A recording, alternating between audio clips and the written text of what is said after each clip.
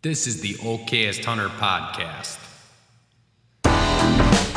Never pass on shooter bucks, because that's just meat in the freezer. It's your tag, you hunt how you want. This is Okayest Hunter.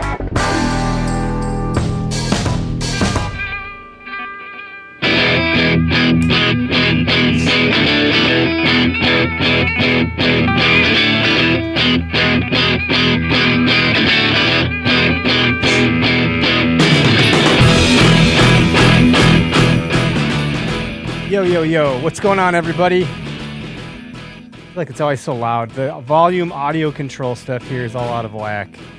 And it's not my equipment's fault. It's probably my fault. So I apologize if it sounds like I'm yelling at you, but I'm just trying to get over the background music. Anyway, welcome to the Okayest Hunter podcast, coming at you from Oconomowoc, Wisconsin. I'm in the studio by myself, and you would think I'm drinking by myself, but I do have a guest on the other end here that I'll bring on in just a second. So our goal will be to get him to pour a glass of bourbon or scotch, even though he said he doesn't want to. We'll just be a really bad influence on him tonight. So get ready to do that. The phone lines will be open. You can call in to the show if you're watching live on Instagram or YouTube or Facebook or wherever you're watching it. YouTube and Facebook are good places to. If you're on Instagram, I can't see the comments because the phone's like a mile away. But the other outlets, it shows up on my screen here, so that's great. Anyway, shout out to Half Rack, half-rack.com. They are our presenting sponsor. And we just wrapped up our first season one of the Okayest Hunter show. Season 1 was called We'll See How It Goes.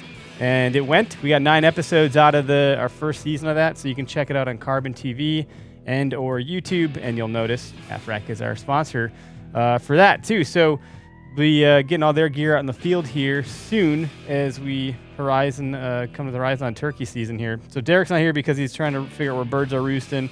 Greg's got some stuff going on at home. He's a busy guy right now, so they left me here in the studio by myself. It was super nice guys. Can't believe they come here every Tuesday. Feels weird without them. Anyway, so that's what we got going on there. If you want to get a discount on Half Rack, I highly recommend you use our code OHP. That's Oscar Kilo Papa in the the phonetic alphabet. So that'll save you some money there. And we got Latitude Outdoors, who we were talking last week about using the saddle to turkey hunt, which I guess some people do that. We were talking about some other things with Latitude also, but again, code OHP is going to save you some money there. It's latitudeoutdoors.com. Shout out to Spartan Forge. We were just one of our episodes on the Okayest Hunter show. We were talking about Spartan Forge on the episode where I got my buck, and the episode before that, and our buddy Matt Strime, who does the fishing podcast, the Okayest Fisher podcast, which just told us today that he converted over from OffX to Spartan Forge. So he's pretty thrilled about it, and they have a lot of features on their product roadmap that are just gonna, honestly, they'll probably knock your socks off. It's pretty wild how fast and nimble those guys can be with bringing things to production through their DevOps channel or pipe. Method Archery, I got to get new arrows for my new bow. I got to get myself set up here sooner than later because I got 3D archery stuff coming up. So Foam Fest planning has officially begun. Stay tuned for that. That'll be the end of August. But other than that, we're going to do a couple other 3D events that I'll just attend. And our good friends at Go Wild, I just put an article out yesterday about the issues with the hunting community and social media being one of the issues that we perceive, and how Go Wild really, as a social media platform to some degree, doesn't have those issues. So huge shout out to those guys. You can log time against the podcast there, whether it's this one, Upduck, which is their new one, the Okayest Fisher, and when you do that, you'll actually earn points. So I encourage you to do that. And when you earn those points, they can be redeemed for a monetary, cash discount on merchandise, products, gear. They have a lot of SKUs, if that's the technical term over there. There's a lot of stuff you can buy on their site and platform, and you can see how other people are using it. If it's been rated, but not some arbitrary bullshit rating like you'd see on Amazon. It's like legitimate other outdoorsmen and hunters, anglers, and so forth. So definitely check those guys out. Code OHP across the board will save you cash on all of our partner sites. So again, use that to your advantage as best you can. And I'll probably stop blabbing now. I don't think I have any general updates. Do I? No. Our gun sleeves are on our site. I can't advertise them because the word gun is in there. So then I thought we'd call it the pew pew sleeve. Or I would just ask people like, what would you put in this giant sock? And I'm out of breath because I just got done with a short run. I decided to run before the show, so I'm like wheezing over here. It's not because of weed and whitetails. That was a fake thing. That was April Fool's. Just making sure everyone is clear on that. What's up, Paul? What are you going to put in this giant sock? That made me laugh out loud. I don't know why that was so funny. I gotta find creative ways around that stuff. Yeah, dude, I'm glad you're here. We I think you and I are in the same wavelength of energy or something. It's not a lot of guys I can rub up on his man tits at ATA in front of some coats, some business coats, and get a laugh out of them. Oh man, that was good. What a moment. I'll never forget that. And that's exactly how it happened. You came down, you walked by, I pointed at you, you grabbed my man breast, laughed, and just kept right on walking. And the guys that I was talking to were like, do you know him? Like, never seen him in my life. No, I have no idea who that guy know is. that guy. I'm not going to acknowledge that. Yeah, I touch it with a 10-foot pole. Oh, good stuff, man. Well, how's that for an intro? I grabbed your man tits, and you're on our podcast, so things got weird pretty quick, and that's what we do here. I like to, for me, when I do a podcast, if it's the O2 podcast, the Ender Months, or the How to Hunt Turkeys podcast, a lot of times the name of the episode will happen during the episode. And if this episode isn't giant socks and man tits, I don't know what it's going to be. I'll have to make that the subtitle. I got to go easy on the internet for people that don't know who the hell we are. But for those that don't know who the hell you are, you're known to me and a lot of the community, but just give us a quick high level overview, your elevator pitch of who Paul Campbell is. Yeah, so I'm just a dude that likes to hunt turkeys. That's the number one thing that I like to do in the woods. I am a co-host of the Ohio Outdoors podcast, the O2 podcast, like I said, with Andrew Muntz, and also Dan Johnson, our dear buddy, talked me into running a turkey hunting podcast, also on the Sportsman's Empire, the How to Hunt Turkeys podcast. So I do that, which has been a ton of fun. That just started the first week of January. I've got a website that, and I guess a brand. I really don't know what you want to call it yet, Eric. Turkeyseason.com is a new site. It went live beginning of March of 2023. That's been a lot of fun. So, man, my life, I work for the National Wild Turkey Federation. My life revolves around the wild turkey 365 days a year. So very, very fortunate in that regard. Yeah, I don't think there's a time I haven't talked to you where you've brought up turkeys or turkey hunting, and I'm like, dude, and you're like, sorry, I everything's about turkey hunting. Like, I feel like I do that with deer hunting, obviously with all the meme clips that we put out. Like, I feel like I can apply anything to deer hunting, and I think you're probably the same when it comes to turkey. So I thought it'd be fun to just kind of pick your brain about the stuff people don't know about turkeys or don't commonly hear about turkeys or turkey hunting or the turkey hunting industry or like the habitat and so forth. Like, I had ChatGTP generate a couple. Like, tell me things I don't know about turkeys. And I think people do know these things. Maybe it's less common, but like, what is it? Gobblers poop in a J shape and hens poop in a spiral shape. That's a thing, right? Isn't that weird? Do you know why? No. That is a thing. Yeah, that's absolutely a thing. So when you gave me the idea, I want to know about things that, weird things that the turkey hunter or people don't know about wild turkeys. I created kind of like a Jeopardy style game, just that if you'll indulge me, we'll have fun. So you and I will do it. I'm bummed out that my buddy Greg's not here.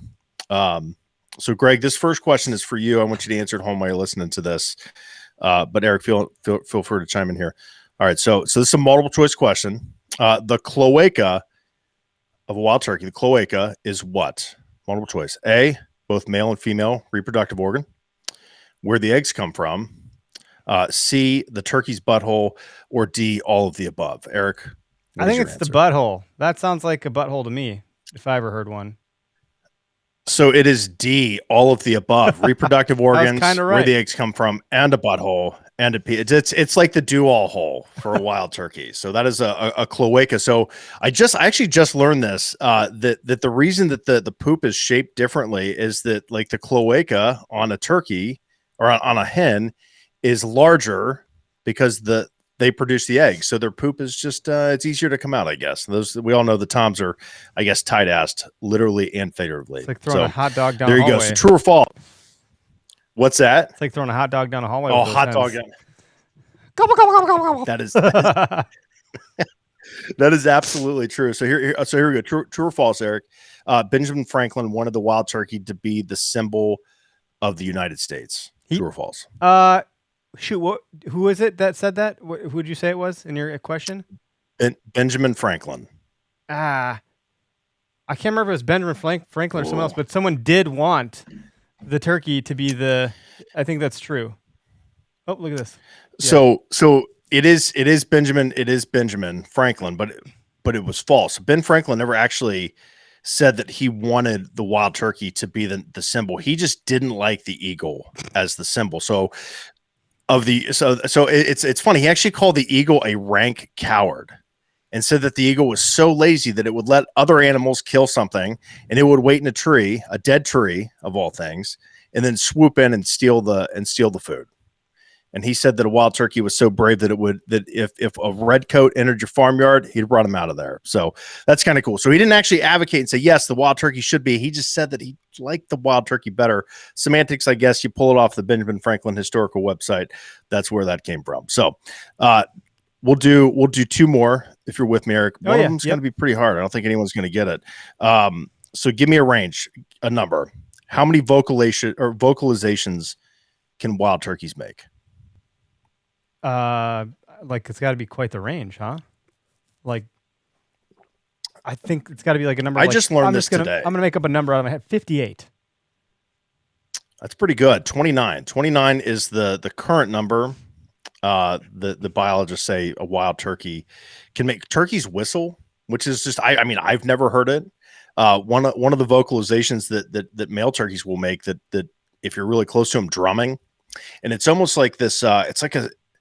It's a sound you can feel. And I know that sounds ridiculous, but it's so deep that you can like feel it in your chest when they're that close. It's a really neat sound. So hopefully you'll get to experience that. Do you remember back in the day when everyone had like subwoofers in their back seat or their trunk and you could really feel the music? I feel like I want to. Yeah, that's exactly what it is. Yeah. Yeah. I want to get in one of those cars and jam out to turkey sounds and just see if I can really feel the turkey in my chest. Just, that loud music probably get in the gobble. So here we go. This is the toughest question of the night, Eric. The wild turkey beards are made out of what? A, hair, B, magic, C, coarse feathers, D, the tears of turkey hunters. Well, I mean, I think C is probably the correct answer, but I want to go with B because it sounded funny. Magic. Yeah. No, correct answer is C. You got it. I thought that would be the hardest one. Yeah. It's just feathers. It's coarse plumage of wild turkeys. Both male and females can have coarse beards. plumage. So there you go. That's a term I've never heard, plumage, before. Plumage. I think it's only like in the bird world, maybe, I guess. I don't know. Play feathers, plumage. Do you ever play Wordle? Have you played this game on the internet? Oh gosh, my wife and I got sucked into that back when it, first got really popular. What is that, like 2021, maybe 2022? Played it every day. I haven't played that game in probably a year, but I know I'm very familiar with it. My family, my wife's family, and us, and my dad's side and us, we have a group chat going for just Wordles, and so every day we do it. Like every day, it's like the morning you start to send that through, and like some of the words, I feel like plumage is not 5 letters, so it wouldn't make the cut on that, but. It's words like that piss me off. I'm like, this isn't a word that I've ever heard before. This isn't. There's no I would ever have known no this. One uses that. No one uses that word. Plumage. Come on. I mean, listen to this lexicon you were fine with. You were fine with cloaca, but not plumage. Yeah, cloaca's pretty. That's a tongue twister. No, turkeys are really strange animals. They're no offense. I think they're. Whoops, I didn't mean to do that. I think they're ugly. I do. I don't know why. They're not pretty animals. They got turkey stones to digest their food. They have beards. They have coagulas. They poop in different shapes. They make, what'd you say, 29 different sounds. They're just a really strange, I feel like they are dinosaurs. And one of the things that I learned on last week's episode is that a group of turkeys is referred to as rafters, which I thought was raptors, like the dinosaur, because they're like dinosaurs. But it really was rafters, and I looked into it after the podcast, and it was because when people, like farmers were building, like barns and outbuildings, like all these turkeys would end up in the rafters to roost to like be safe from predation. And so they'd be like, look at all these rafters up here.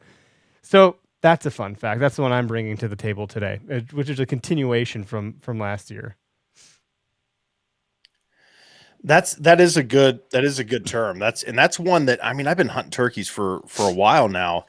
It just within the last couple of years, I always called them a flock, and I still call them a flock. If I was driving around with my turkey hunting buddies, I'm like, hey, look at that rafter of turkeys in the field. They wouldn't know what the hell I was talking about. So yeah, we'll stick with flock. Flock is good. Yeah, there's all these other terms like flocked up, henned up, locked down. Yeah. I don't know. There's a lot of terms like with deer and turkey that you get into these niche topics, and it's a rabbit hole that goes so deep. And I think, I mean, look at your background. You got turkey fans all up in there. You're in that world as deep as I think anybody can be. You already killed a bird, didn't you? Let's talk about your bird that you got. I did. Yeah, I killed my first Osceola turkey this year in March, which was really, really exciting. And just to kind of to back up, sorry, you know, about wild turkeys being ugly. You were gonna let that. You were gonna let me get away with that. No, definitely not, because it is funny. They're, you know, like if you look at their heads, they're hideous, right? I mean, they're bumpy, they're knobby, they got all, you know, this weird flap of skin off the front of their nose. And you know, it might be all white at one moment, but then you see them if you're hunting them in the spring, and you have a really close, you know, encounter with them, you know, while they're still alive. And their heads change from blue, red, white, and blue, multicolor to all white or all red. It's really fascinating that they do that. And there's no other animal. It's like they're like a chameleon in that sense, that, you know, the way that they regulate their, you know, the color of their face, their snoot, that little fleshy, flabby piece of skin on the end of their nose, you know, they can fill that with blood and stick it straight up in the air. They are incredibly weird creatures. I will give you that. They're as frustrating as any animal or any creature I've ever been around. But the iridescence on the turkey, you know, and I think when you shoot a turkey, you have 60 seconds to get up there, put your hands on it, and really see up close, like the colors that they have in their head before it starts to fade. And it starts to fade just immediately as soon as they die, you know, when that life is leaving and the colors just start to change. But if you run up there as soon as you shoot a turkey and you just look at them and the colors that they have, the iridescence on their feathers, it's like they're just greased up, oiled. They're really beautiful, but damn, those heads are ugly when they're when they're all white, you know. So I will give you that. And they're scaly little feet. I got a couple feet hanging back here. They're just, yeah, they look like little dinosaurs for sure. So, got me all fired up there, Eric. Insulting my bird. Yeah, I figured I'd do that, and I figured it would. No, but I agree. Their feathers, that iridescence that you're talking about, like there's enough photos on the internet from people posting, content creators, influencers, stock image sites. Like that is a very attractive thing. And those feathers, when you find them in nature, it's always such a cool find. You find a big old turkey feather, like you can't, like I oddly enough, the deer over my shoulder, the wide guy here that I got this past season, we were blood trailing him, and before we found him, I was like, oh, look, a turkey feather. I'm like, oh shit, there's blood. Like this deer's blood is on the turkey feather. So that was like a really cool collection of a turkey feather because it literally has the blood of my deer on it. That was a neat, that turkey feather means more to me than literally any other turkey feather for obvious reasons, but they're all really cool to come across. And like, I don't know. I feel like my dad growing up, he always had a turkey feather in his visor in his truck, you know, hanging out as decor in the vehicle, because he'd always be in the woods hiking and scouting, and he'd always come across these feathers. Yeah, that's a really neat story, man. The blood on the turkey feather, and you know, it's every time I find a feather in the woods, I pick it up if it's a turkey. Every time I got them laying all over the place. One thing that's really neat on their wing feathers, when they when a turkey's in full strut, they'll put their flight feathers out and they'll drag them on the ground. Well, when they do that, they put flat spots on the tips on the first couple couple feathers, which is really neat. I got some turkeys dry, and I wish I would have brought a wing in. I could show you. It's really cool. But man, they are cool critters. They're a ton of fun to chase, man. They're a ton of fun to go to battle with, and I enjoy every minute of it. So the Osceola that you got, help me understand, because I'm pretty bad geographically as it is, but there's different colorations and species of turkey based on their geographic location. And I know that there's a number of people that try to do like the Grand Slam or things of that nature. Is that something that you've achieved or done before? Yeah. So there are here in this country, we've got 5 subspecies of wild turkey. So we've got Easterns, which are east of the Mississippi. We've got Osceolas, which are just in the state of Florida, and they're not even in the entire state of Florida. We've got Rio Grandes, which are kind of that Southwest Texas, Oklahoma, New Mexico, Arizona area. We've got Merriam's turkeys, which are your Dakotas, down into Idaho, and you kind of like the western bird. And then we've got Goulds, which primarily in Mexico. They do come up into Arizona and New Mexico. So those are the 5 subspecies that we have the most prevalent. There's a 6th, which is just in I think it's the Yucatan Peninsula, or just in this section of Mexico. And that's the only place that this animal, that this turkey resides. And they're kind of like a cross between a peacock and a turkey. They're pretty wild, man. They're pretty cool looking critters. But so yeah, I have not done my Grand Slam. I've just got Osceolas and Easterns now. I've got the potential to do a 1-year Grand Slam this year. I'm trying to make that happen. So we'll see. So the Grand Slam for the deer hunters out there, that's the 4 main subspecies of turkeys here. So the Easterns, Osceolas, Rio Grandes, and Merriam's. Your Royal Slam is those 4 plus a Gould's. Your World Slam is the 5 plus an ocellated. So those are kind of your slams that a lot of turkey hunters get all worked up about. So do you think any one of those is like harder to hunt than another? Or is it relative? Like it might be hard because it's hot or because the terrain is tricky. Do you think like any particular bird is harder to like call or hunt, or is it more just based on the circumstances and the terrain that you're in? That's a good question. And, I last year I was in 28 states talking about wild turkeys, and it's funny because everyone thinks that their turkeys are harder to hunt. I hear it all the time. Alabama turkey, hardest turkey. Public land, Ohio turkeys, hardest turkey to hunt. Merriam's in Montana, the hardest turkeys to hunt. Every turkey that I've hunted, I mean, the Florida turkeys I thought were, I was hunting for the first couple of days in the Everglades in the middle of a freaking swamp. It's 90 degrees out. There's bears, there's panthers, there's snakes everywhere. There's giant spiders. It's hot. I'm walking 15 miles every day. That's hard, right? Hunting that turkey is hard. It's this, and I look at guys that are hunting turkeys out in South Dakota right now, and there's 5 feet of snow on the ground. They're trudging through that. So that's hard. That's a layer. So I think that it definitely depends on the terrain that you're hunting. James, congratulations on your first turkey. Definitely depends on the terrain that you're hunting. I think that really impacts the level of difficulty. If you're hunting like really, really highly pressured turkeys, public land, I think, that definitely creates a layer of stress, for the hunter. But you're going to have those environmental factors in all 49 states that have turkeys. I talked to a guy that went out to hunt turkeys in Hawaii for the first time, and he said he'd never seen public land that pressured. Wow. So that's something that you don't think about until you get there. You're like, well, it's freaking Hawaii. It's a ton of money to go hunt a turkey in Hawaii. There's not gonna be that many people. He said he'd never seen that much pressure. And this is a guy that hunts all over the country. He's never seen that much pressure, on public land turkeys. So I think a turkey is a turkey is a turkey. I think when you add in those other environmental factors, that's what makes it different. That's what makes it, what makes an Alabama public bird more difficult to hunt than, a Wisconsin public land bird, because it's just, there's a ton of people doing it. Maybe the land is different. I don't know, man. That's People get really upset when you're like, nah, your turkeys aren't any different than the turkeys in, Illinois. They're like, oh, yeah, they are. These North Carolina turkeys are smarter than you. I'm like, well, it's probably true, but I don't know, man. I think it's definitely terrain. It's definitely pressure. All these other things, all these environmental things that we can't control that equate to, that change the difficulty.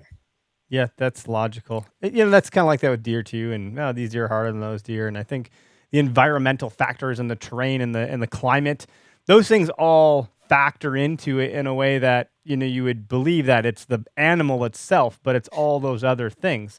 And those animals act differently in those environments. Like if it's really hot, like water is a high priority, for everybody. Yourself as a hunter, the bird, the deer, whatever it is you're hunting, like hydration is going to be a critical factor versus up here. It's like, meh, it's pretty mild, in September. It's not super hot. It's not, there's food everywhere. I mean, then that makes it hard hunt because you can't zero in on anything. Like there's just different things. What I think I will enjoy as I continue to evolve into turkey hunting or a turkey hunter, because it's something that I'm going to pursue in some capacity here, is the fact that I don't have to play the scent control game at all. And that makes me feel enthused because that stuff's a pain in the ass, man. Like trying to assume where deer are going to come from based on where they're bedding, where they're trying to intercept them from food to bed to food, and then figuring out the wind. You can't access it this way, that day, that way, this day. You got to change your entry points, your exit points, and you got to deal with like ozone and dirt spray and whatever, all that stuff, which by the way, probably never matters anyways, because human BO is human BO. Like a deer's nose is 1,000 times better than a freaking bloodhound's or whatever it is. Like you're not going to outplay their nose. Turkeys though, their secret weapon is their eyesight, right? It's like, is it movement and like picking apart patterns, or is it mostly movement? Like, what is it with them that their eyesight is so damn good that you can't move with those things? If a turkey could smell half as good as a deer, you'd never kill one. You'd never see it.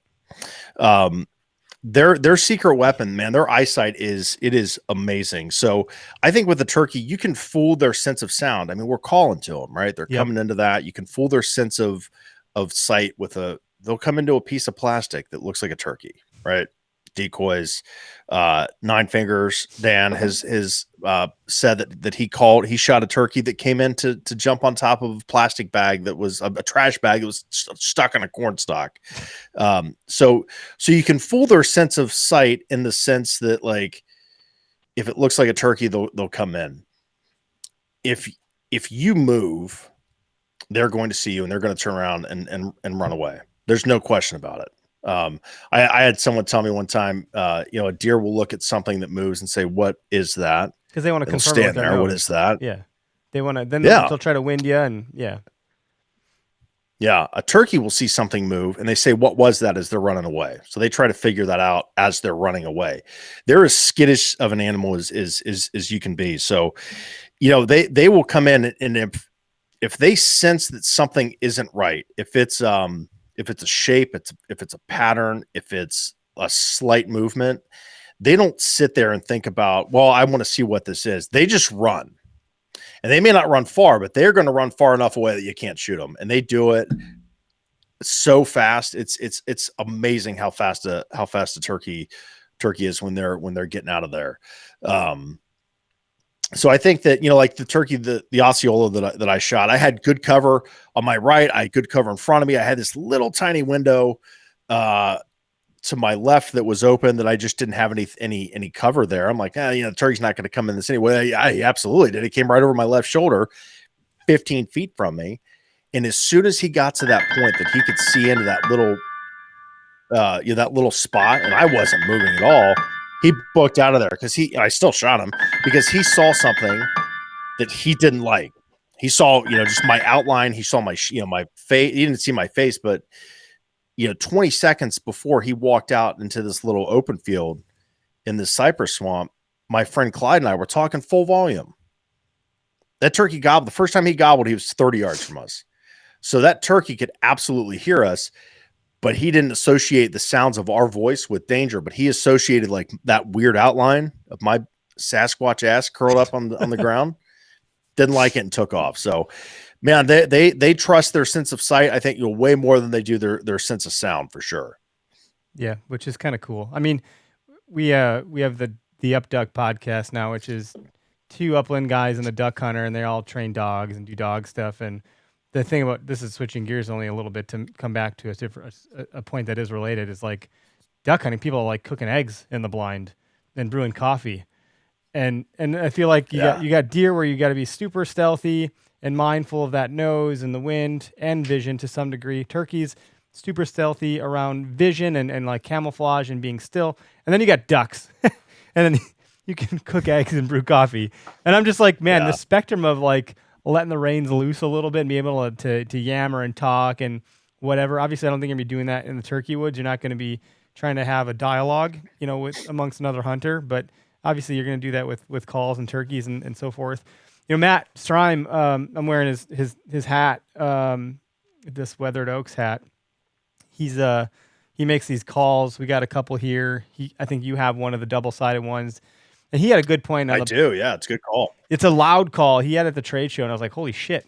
But he said on the podcast last week, like turkey hunting is it's defying nature. It's unnatural because these, gobblers are really trying to be the dominant bird and like, puff their chest and shake their feathers and get the females to come to them. He said, as a hunter, we're trying to coax females to come in to other females and then hope the gobbler follows that or get the gobbler to follow into a female call or like a hen call. And he said, normally the hens go to the gobblers. That's how nature works. So I thought that was kind of a neat point when you consider calling to these animals. Like, it is challenging already. And then you add in this consideration that it's unnatural or you're defying nature.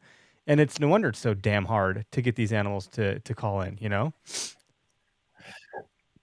Yeah, it's a neat thing to go to battle. And man, I've called turkeys where they hit the ground, out of the roost and they come running. And so whatever like safeguard they have to say, oh, this hen's going to come to me. They just, I had a conversation with Parker McDonald from the Southern Ground Hunting. And, I always say, like, people say, oh, what are we looking for? What kind of turkey? We're looking for the turkey that's willing to die today. That's the turkey that we're looking for. And man, there are times in the woods where, you'll hit a call once or twice, scratching the leaves, and they come in because they're ready to die. They're a little reckless. They're ready to do something turkey. Else, but then yeah, it's another. Yeah, it's a different. So and then and then there's those times that man, you really just gotta like you're going back and forth with them, because you got a Tom that is sitting on that spot. That's where he wants to be. He wants to sit there and strut and gobble and drag his feathers and drum and do all that good stuff. So. It's neat that we can trick them on occasion, and get them to come in and say hi. So, but yeah, it is a challenge for sure. What do you love about it most? Like and this would be a hard one for you to answer, I think, because I think you love everything about it by the sounds of it. But I'm just curious, like, what turned you on to turkey hunting so deep that you gave up deer hunting for turkey hunting to some degree? And that you're so obsessed with this, like, what is it? What is the quintessence of turkey hunting for you that like really gets your blood pumping? Yeah, that's a good question, man. So to answer that, we really got to kind of dive back into my history in my mid-20s. So I did not grow up in a hunting family. My grandfather hunted in West Virginia. I never met him. He died in the mid-70s. My dad, hunted as a kid, but just didn't do it as an adult, didn't teach me. So fast forward to 2008, my dad had just died. For those of us that are old enough to remember, the economy was absolutely trash. I was working on the golf courses. I was a superintendent for years and I couldn't keep a job. Everyone was laying people off. I mean, golf was really struggling and man, I was just, Eric, I was drinking a ton. My life was in absolute free fall and I was just struggling, man. I was struggling like a lot of other people in this country at that time. And so my best friend, Kenny Keaton, we grew up together, known each other since kindergarten.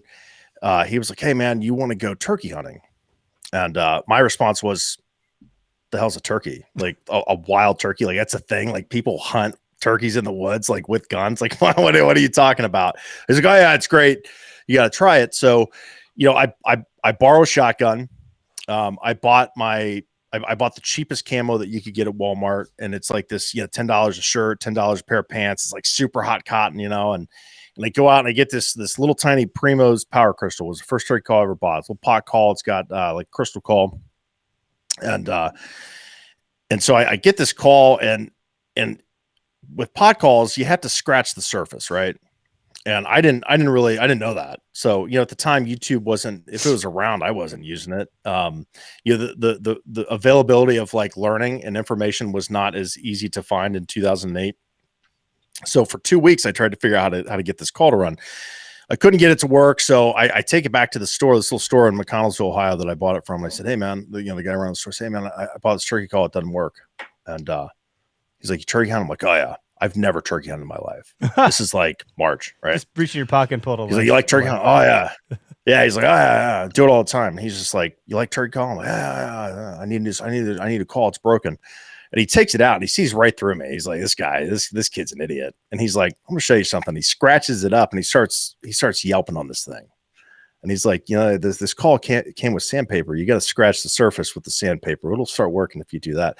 So I take this call and I was like the Homer Simpson meme, man. I take that call and I just like back out of the store, like back into the bushes as slow as I could, it's just like, it just disappear, and so, a couple weeks later, man, the season starts here in Ohio. And Kenny and I, we go out on that first day. It's pissing rain out, man. Didn't hear anything. Second day, same thing. It's cold, rainy, miserable. We're all over these public lands in Ohio. Third day, we get out and we finally hear a turkey gobble. And something in my mind and my heart and whatever, man, it just changed like right there when I heard that. It was close enough that like I could really experience it.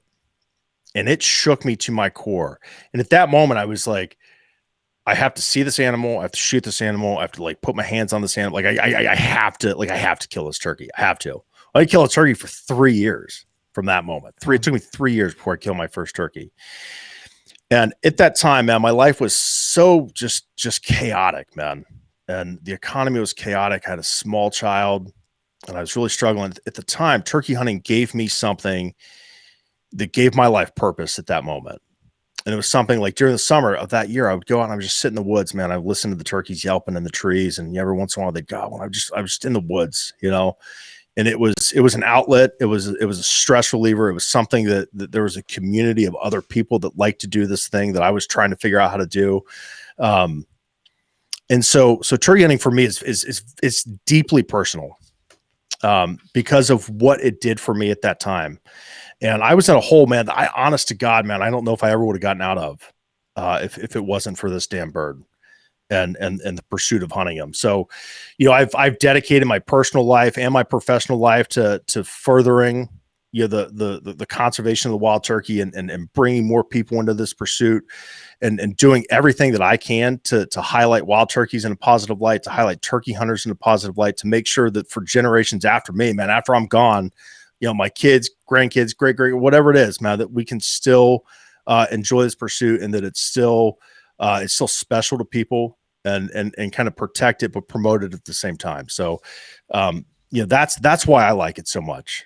I did not expect that as an answer. That's deeply personal, like you'd said. That's how I feel about deer hunting, and so I feel bad that I was just telling you how ugly turkeys were. And no, they are ugly. Those heads are gross. You make them sound like a beautiful bird after that explanation, and that pursuit is wild. And the fact that you're at NWTF and like furthering their mission and cause and kind of protecting the heritage. What have you seen on the population side? We're running ads on Facebook, and we happen to have an ad running with our no Jake or Jake break sticker. I think I have. I'll throw it on the screen here so anyone watching. This particular sticker, the Jake break, which we think is like funny, like no Jake break. It's your tag, it's your hunt. Like, if you see a break, no breaks, just shoot the Jake. Like whatever, right? It's just a funny thing because that's how we are. We try to like really, be contrasting against things to tease out the real mission.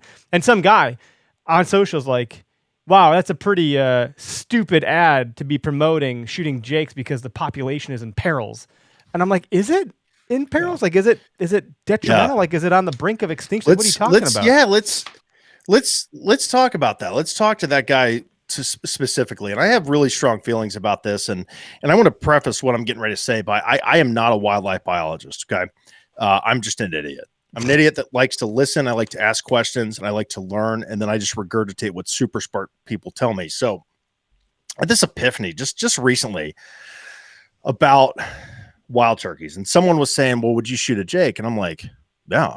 Yeah, you're damn right I'm going to shoot a Jake. It's a turkey. And so here's what's really interesting about the biology of wild turkeys. And I've had a lot of conversations with really smart people about this. So turkeys are a lekking species. And basically what that means is for months prior to the breeding season, those birds, those animals are establishing a hierarchy of breeding. All right. And so if you've got, this is an arbitrary number, if you've got 15 toms in a group, you might have 3 or 4 of those toms that are like breeding. Those are the breeding toms. And then they separate. And so you've got like the mature tom. He's done all the things. He's established himself. He is breeding. That is the breeding tom. If you shoot him during the season, those turkeys have to go back and reestablish. They have to go through that process again. It's not like Paul's the alpha. You shoot me, Eric can just slide right in. They got to reestablish it with Eric and Greg and Derek to see who's the best of those 3. So if you shoot a Jake, those Jakes are not breeding. There's zero chance that they're going to breed for that year, probably the year after. So in the sense of like, what is promoting like that year, like what is keeping the breeding at its like peak possibility? Shooting a Jake. I mean, if you shoot the mature tom, like you were delaying the breeding process at that point, right? That's crazy if you think about it. So the reason that people say stuff like, well, the populations suck and how dare you shoot a Jake and all of these things, that's because people are passionate about wild turkeys and they want those turkeys to be there forever. And sometimes that passion gets in the way of facts. And I do it all the time, right? Like when I see people bow hunting turkeys, and it just makes me mad, right? Like people will bow hunt with a guillotine and they take the head off the turkey and they put it on Instagram. And like immediately I'm just mad because my emotion is getting in the way of the fact that turkey died within a split second. And there was a super humane kill, right? But I don't like that for whatever reason. I just don't like it. But it's still a humane, legal way of doing things. So I have to tell myself, well, that's just your personal bias getting in the way. It's not, like fact, like that was a super humane kill. So, the shooting the Jakes, yeah, man, like, dude, it's your tag, it's your hunt, do it. You are not affecting the population of those turkeys. Like, honestly, you're probably doing less harm to the breeding cycle if you're taking a Jake than if you're out there with a freaking reaping fan pulling out that mature tom out of a field, the breeding tom. That's more impactful, biologically speaking, than shooting a Jake.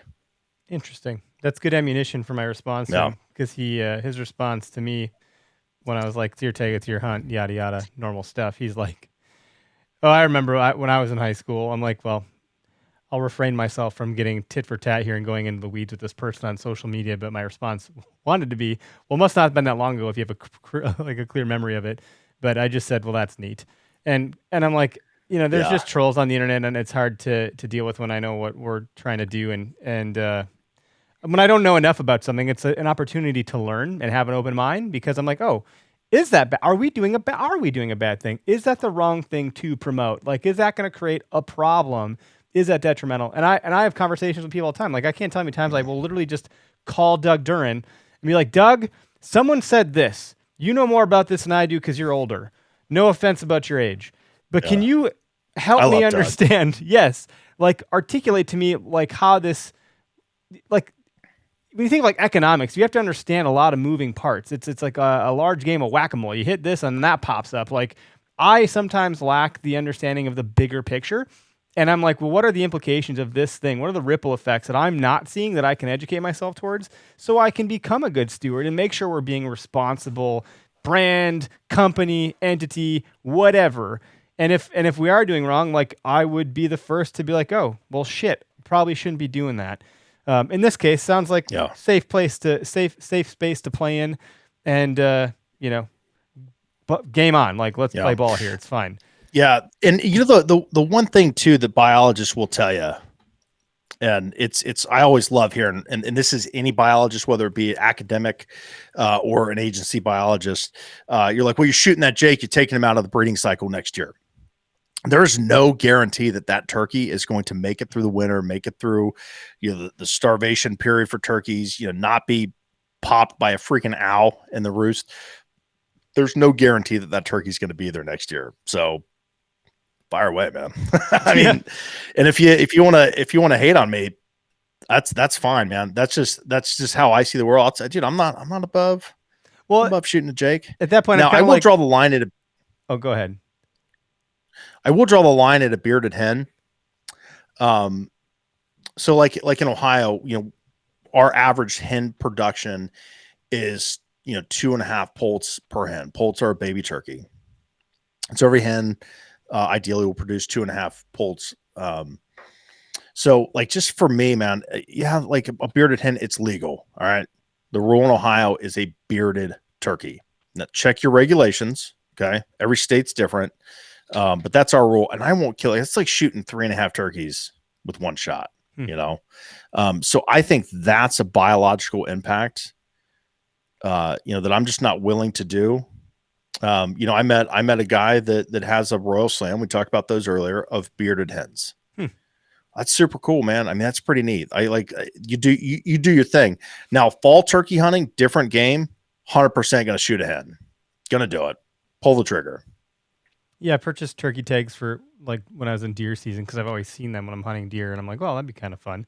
And keep in mind, I know nothing about the species, and I'm learning a ton from you right now. And spring is obviously very different, and the seasonality of that obviously plays a role into like how you would, what you would shoot. And when I was out with Greg last spring, a hen came by, and he's like, well, we can't shoot that one. We don't have a tag for that. I was like, oh, well, I just want to shoot a turkey. So I was kind of like, yeah, well, damn it. Of course, that's what shows up is the damn one I can't shoot. You got to be kidding me. Yeah. But it's good to know these things. It's helpful to know. But to my response to that guy, it could be more along the lines of like, yeah, well, I don't know. I had a response queued up in my head now. I'm using you for my own advantage at this point. I'll have to come back and listen to it, see if I can refresh my memory. But like, there's no biological impact from shooting a Jake. I will tell you that. I mean, they're not breeding, and there's no guarantee that they're going to be next year. They're to breed. So turkeys are weird. I learned so much. Well, you're every in it. time. You're in it. The like, more you dive into it. Yeah, you're literally in it. Is there anything like, there's the Sam Soholt with public land tees and the public land bus and all that stuff. He's got the Stamp It Forward, where he's taking these duck stamps, and you don't have to go duck hunting you can buy a duck stamp tag, whatever. And if I never duck hunt, I still did good for the conservation of ducks. And it sounds like those stamps do the most for conservation in terms of like what you would consider against other species. And so I'll participate. I'll buy them, even though I won't even do it. And I feel good, like, yeah, I did something for conservation.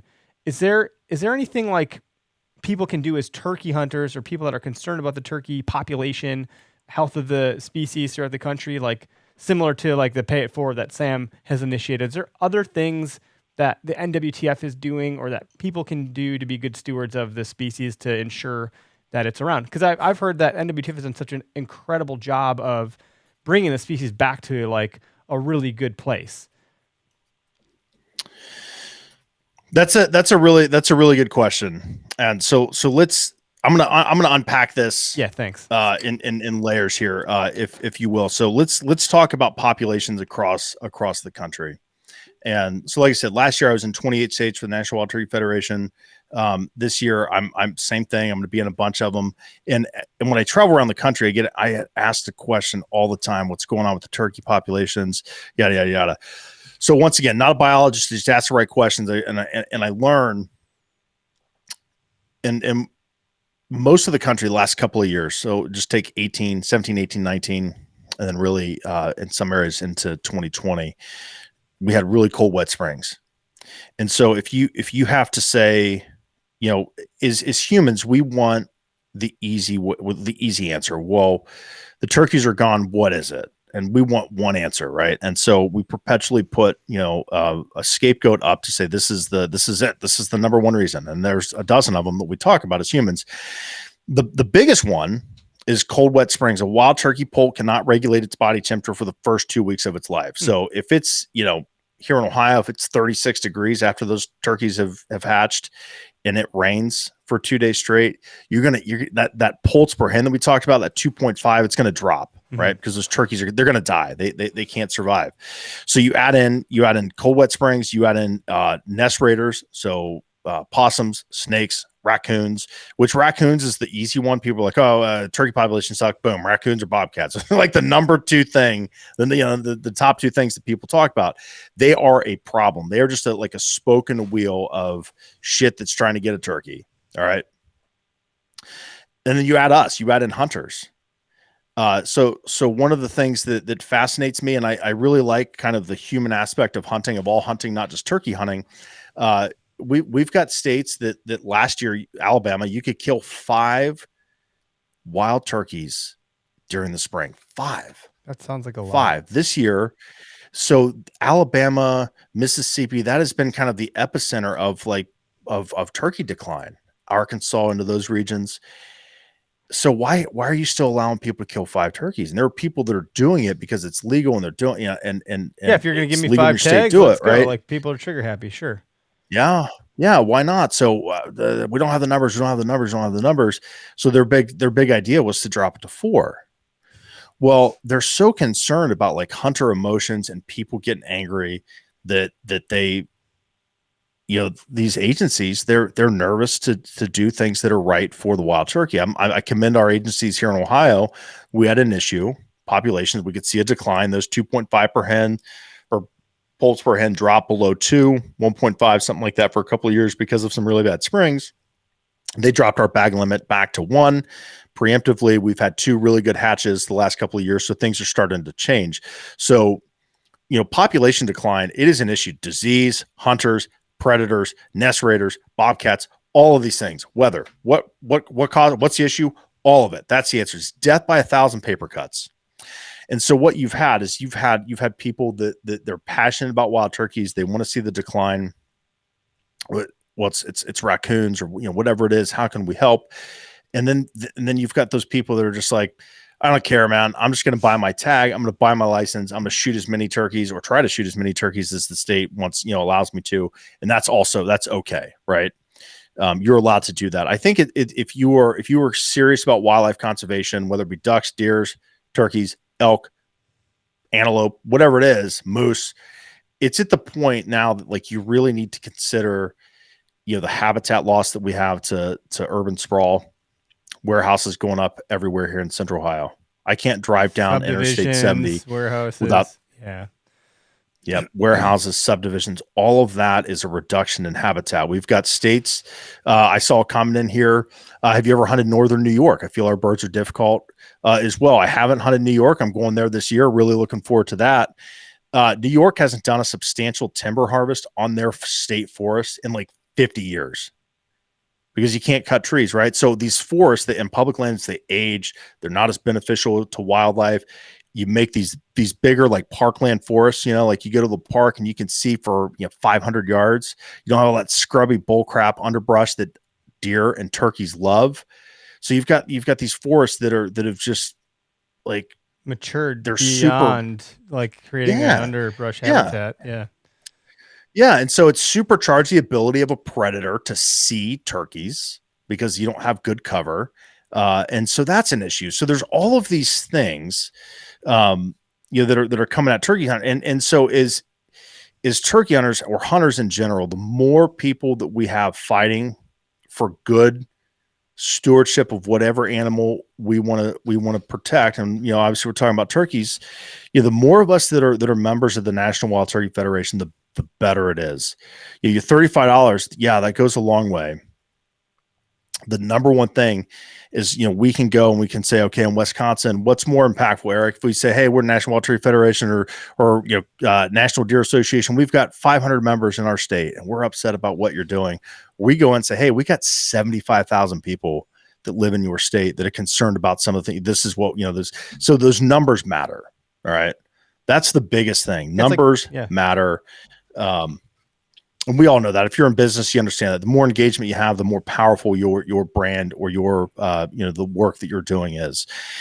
And so as turkey hunters, it's $35 a year to be a member of the National Wild Turkey Federation. So if you're a turkey hunter, join the NWTF. If you're a quail hunter, join Quail Forever, Pheasants Forever, Ducks Unlimited, Delta Waterfowl, National Deer Association.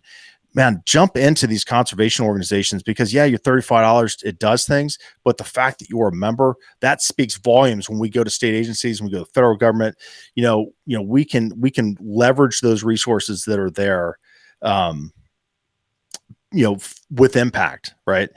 And, so that's the one thing I think that people really need to take seriously. The days of, just buying your tag and license for deer hunting or turkey hunting or ducks, whatever it may be, those days are over because of the stresses and the stressors that these animals are facing.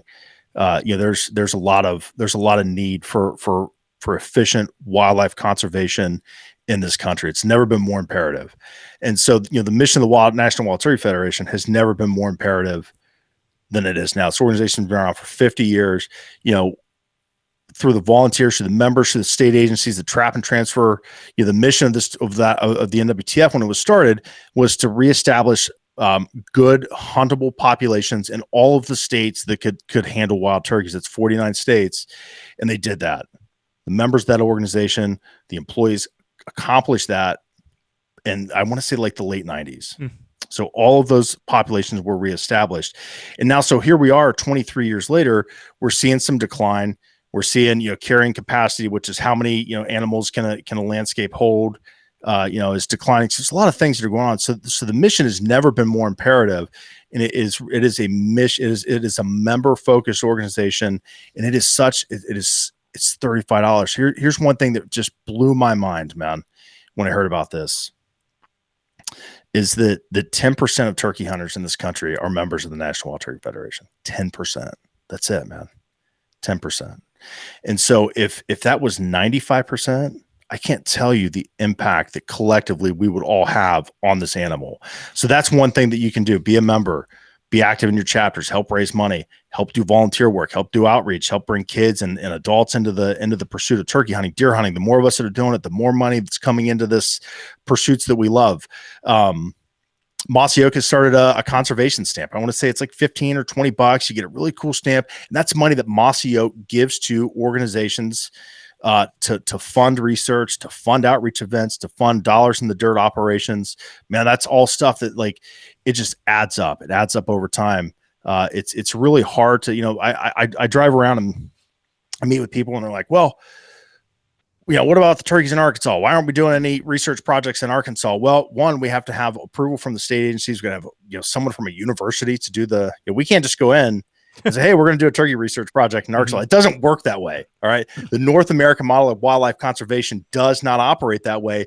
There's channels, there's things that we have to do, to go through. So we own the wildlife. We as residents of this great country, it is entrusted, the care and the management and the law enforcement of those of wildlife, of all wildlife is entrusted to, to our government. So if you didn't know that, and Steve Ranella has a really cool video where he explains the North American model of conservation better than I ever could. And it's like 2 minutes.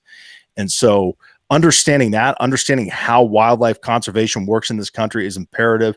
If you are nervous about turkey populations in your area, do the research, join the NWTF. Just really, really start to focus and be involved in the wildlife community that we have in each state. Here in Ohio, we have the Wildlife Council. It's a council. They meet once a month, third Wednesday of every month. They are the group that manages the state. Okay. So these are appointed by the governor. They manage the rules and regulations. They tell the Department of Natural Resources, these are the laws that we're going to allow you to enforce. So you can, I've spoken at them. I go all the time. Every state has something like that. So be active. If you're frustrated, if you're nervous, if you're scared, be active in the systems that we have. That was a long answer. Sorry. No, that's a good soapbox. I mean, that's kind of what I was asking for. I wanted to learn more. I want to know how to invest in it to some degree. I mean, monetarily or otherwise. Like, how do you, to the people that have the complaint, like the guy, like, oh, you're doing detriment. Like, well, am I? Because if I'm a member and I'm doing this, I'm doing that. Like, by the way, I'm doing all the other things. Like, people on the internet, there's no context around. I'm trying to keep pushing all these damn buttons on my screen. Sorry. Yeah, here we are. We're finally level set. Anyway, no, valid points. Good soapbox. Quite the pitch. I feel like I'm gonna go buy one after I get off the phone with you here, and I feel like a number of people are probably doing it right now. It's like the Big Daddy is the Big Daddy speech where he's like in the courtroom and suddenly everyone starts calling their dads. Like it's that. Oh yeah, to apologize. Yeah, Dad. And that's like, but now they're all just buying NWTF memberships. All 5 listeners that are left. We started with like 30 listeners. We're down to 5. We just that maybe that actually killed it. Maybe now everyone's like, "F this, I'm out." Yeah, maybe they didn't. Maybe they didn't like my soapbox as much as we thought. So yeah, it's cool. Or they're on their phones buying. Or they're on I gotta go buy this tag. Yeah, or this membership. No, that's cool. And NWTF puts on NWTF, like the big trade show right at the beginning of the year. When is that? February? Yeah, the convention. Yeah, it's the week of Valentine's Day every year in Nashville, Tennessee. That is a great event. Seems like it. Ton of fun. Man. I heard it. Ton of fun. I heard it over doubled in size from this year to last year. Is that true? Oh man, it was insane. So we the people that showed up, the vendors, just the hunters that were coming in. Man, it would beat every metric that you could possibly have. The passion was high, the excitement was high, numbers were up.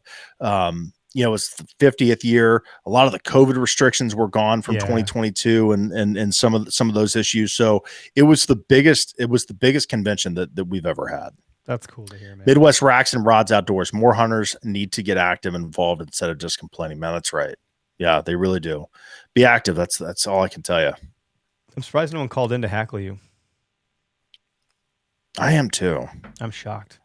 They're Someone called my personal phone. I don't know who that was because my phone is not near me. And I don't know if did you hear that ringing a while back when you were talking? I did. Oh yeah, no, I heard it. Yep. Yeah, okay. Well, that's a good thing because that means if someone did call in, you'd hear them.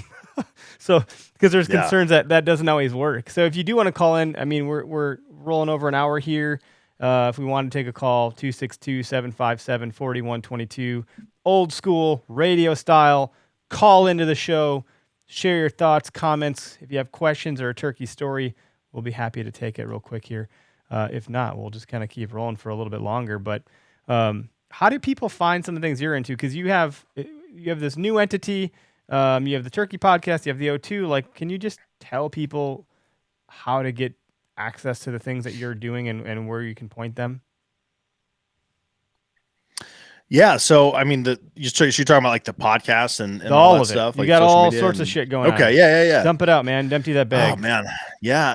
No, I do, man. So the podcast you can find on all platforms that you listen to podcasts. The O2 podcast is in Ohio. It's an Ohio focused show, but it's nationally relevant. It's same thing. We got Andrew and I do an episode, and we've got a guest that comes on and makes us not sound like idiots.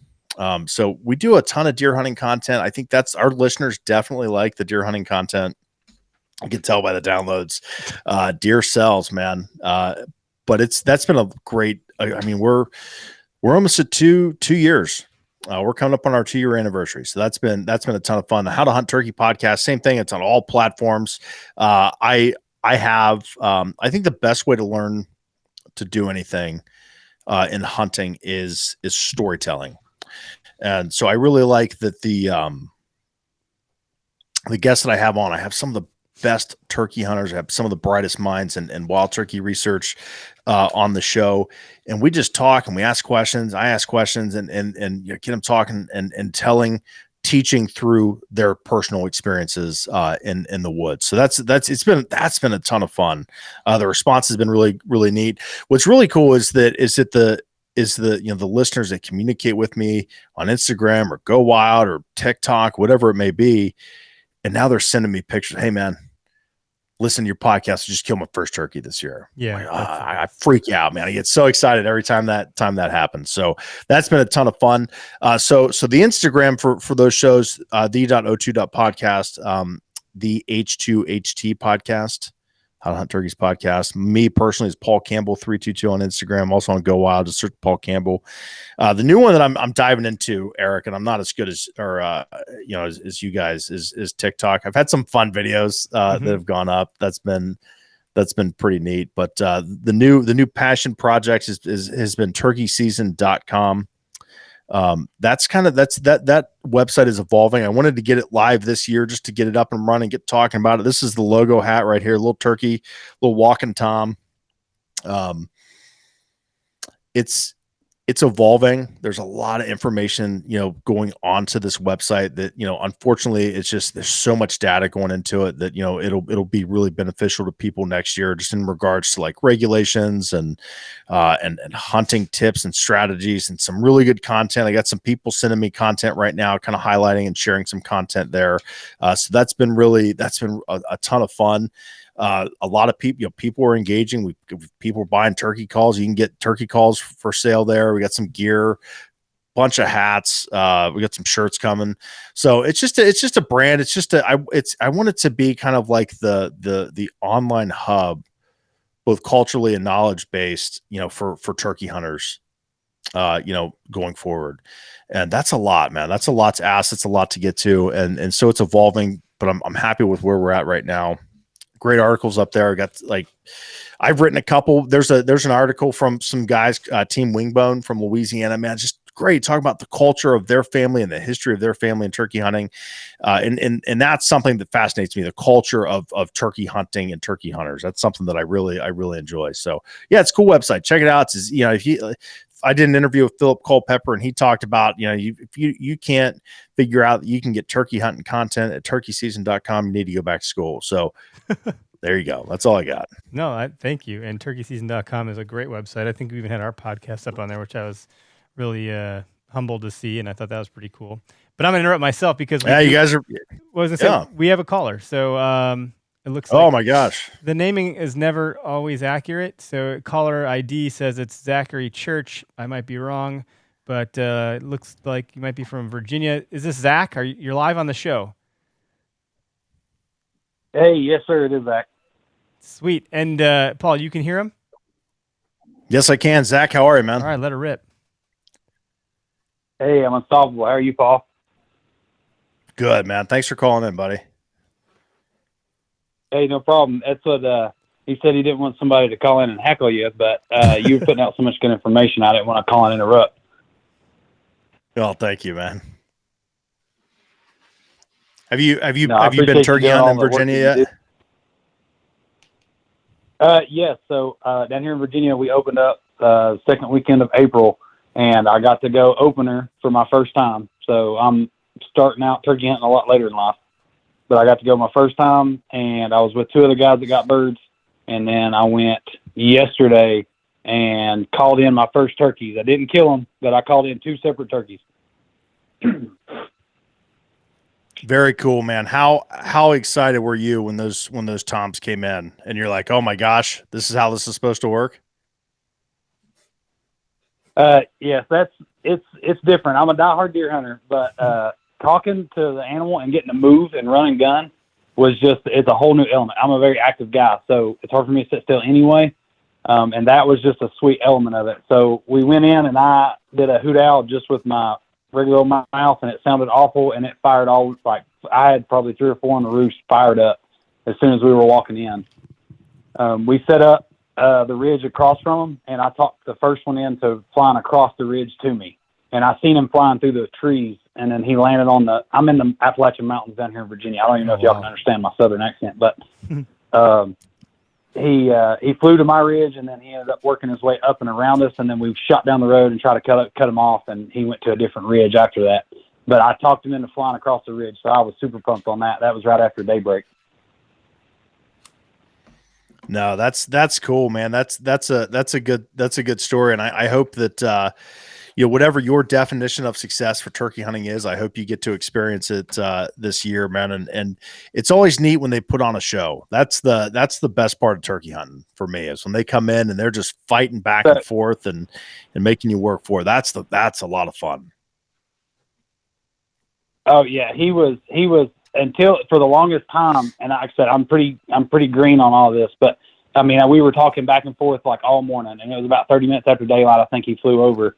And he didn't fly over until I gave him my buddy called it the silent treatment. So you made him more curious than anything. So I was quiet for about 5 minutes. and I think it fired him up enough to fly across and try to find her. The second one I caught in, we would loop her back around the ridge because we couldn't find that one to try to cut him off. And we were cold calling and had one gobble way down in a holler. And then he never answered again, but we kept working down the ridge and was calling. And when I say ridges, like these are pretty, these are up here. These are some steep mountains. And, we cold called a couple more times. He never gobbled again. We were like, well, he went off, he was just shot gobbling or something crazy. And this was at like 9 a.m. And then he fired off like 300 yards from us. And we figured out he was coming to us the whole time. We didn't know he shut up because he was moving. And, so we just sat down right where we were at. And, we watched him work over the knoll, and he come to a flat and, was strutting back and forth for about 20 minutes as I was calling to him. And he was just waiting for that hen, that he thought was there to come down there. And he was with another hen, but he stopped and strutted for about 20 minutes in a flat. And he was right at like 70 yards. And the shotgun I have can't do that.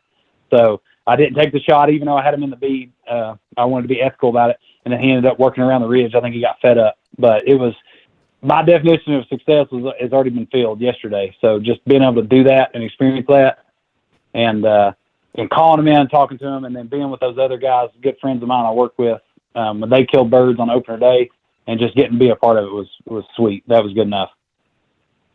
Congrats, dude. Yeah, man. That's what a good story, man. And good for you for having the woodsmanship and the awareness to not do something, pulling that trigger at 70 yards, knowing you're set up and yeah, good for you, man. Cause a lot of people, even seasoned turkey hunters, let that stuff get the best of them. So Zach, good for you, man. Yeah, and cool. Good job to get him to fly down towards you too. I think that for me would be a win for sure. Like hunting is the win. And then the bonus is like getting eyes on something or making something happen or getting an affirmation that, hey, I did something correct here. It worked. And then obviously the double bonus is if you can make it happen. But those are all bonuses. Absolutely. Not the experience itself is like, you nailed it right in the head, man. Good job. Yeah, I appreciate it. I'm excited for you to go this year. I know y'all's tag system up there is a lot different than ours. We get 3 tags a year for turkey. If you don't use any in the fall while you're deer hunting, then you get all of them in the spring.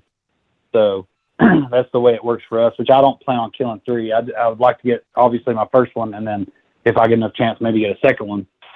But yeah, and then maybe if I can get my kids in the woods, that'd be cool too. So, but I just want to call in. I don't want to keep y'all. I don't want to stay on the phone too long. But no, appreciate the call. Thank you. Appreciate what y'all are doing. And yeah, I sent you. Yeah, Zach, thank you, man. Thanks for the call. Last night. Yeah, I think okay. So it came through, and then it got deleted, and it came through again. I'll check back on that. Thanks for bringing that to my attention. Oh, you're good. You're good. That was my fault.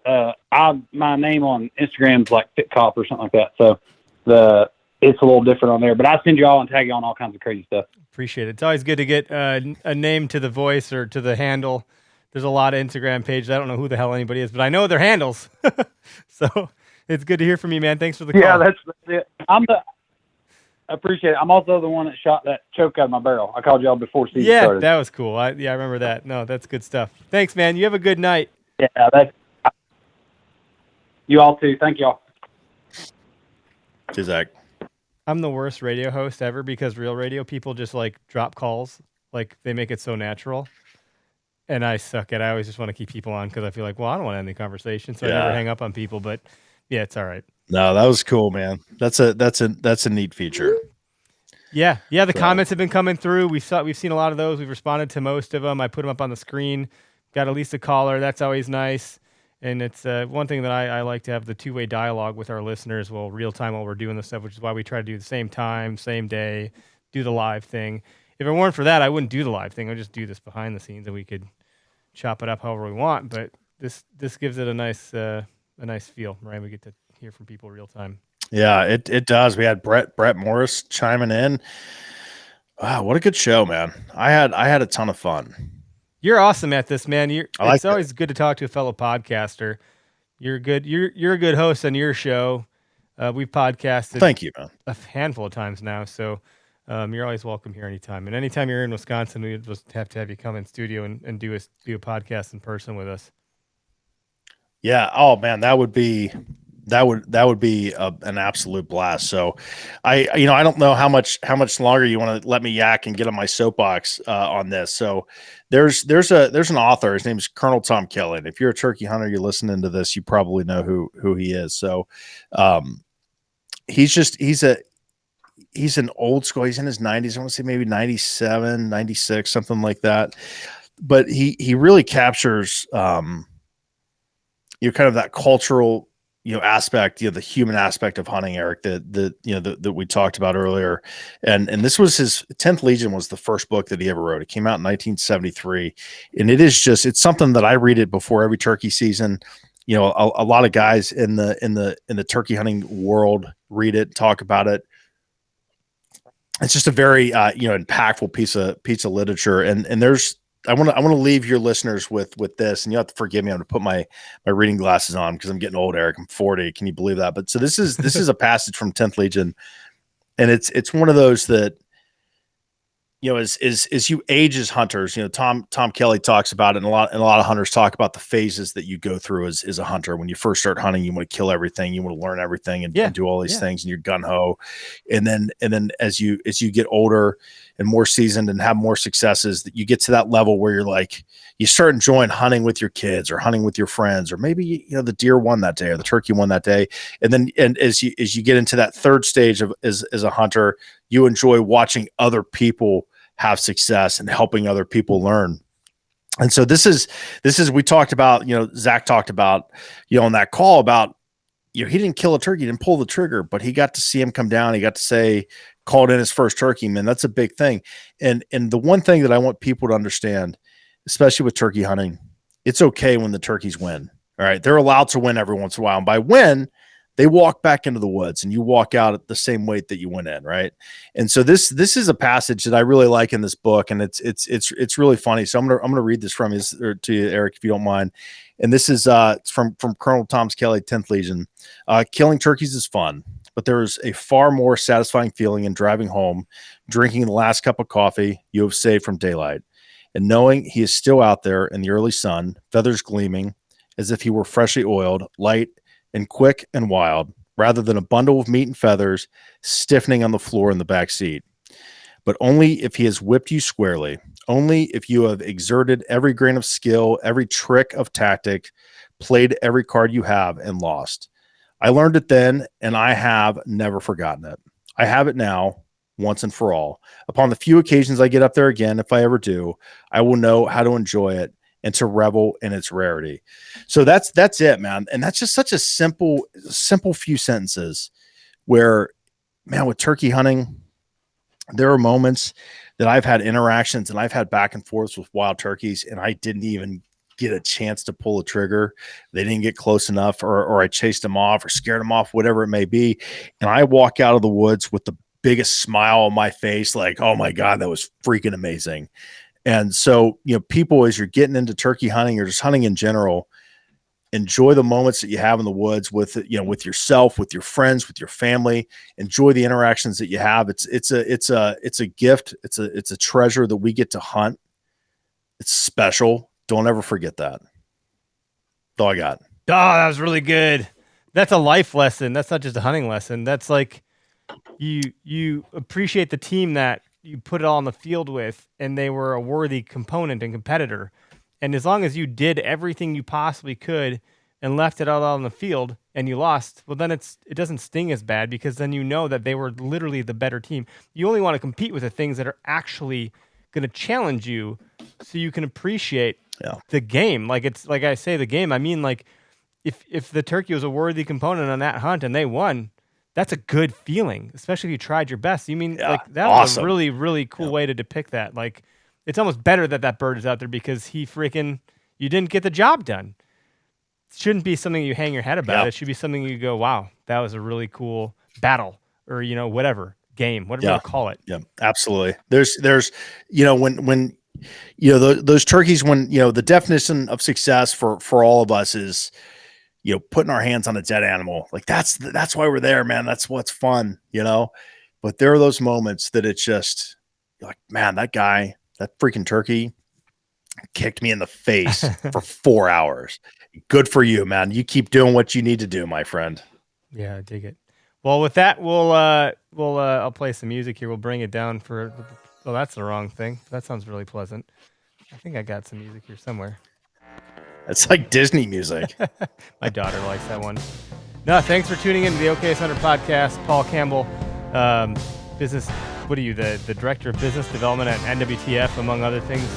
Yeah, director of development, National Wild Turkey Federation. Yeah, turkeyseason.com. Turkeyseason.com. Find me there, buddy. O2 podcast co-host, man of many hats. You wear them all very well. You got the camel one on now. But thanks for joining us, folks. Thanks for calling in. Thanks for commenting. Tune in next week. We'll be back here in studio doing our thing, probably with a glass full of bourbon. And I'll end the live broadcast. But thanks for listening. Thank you, guys.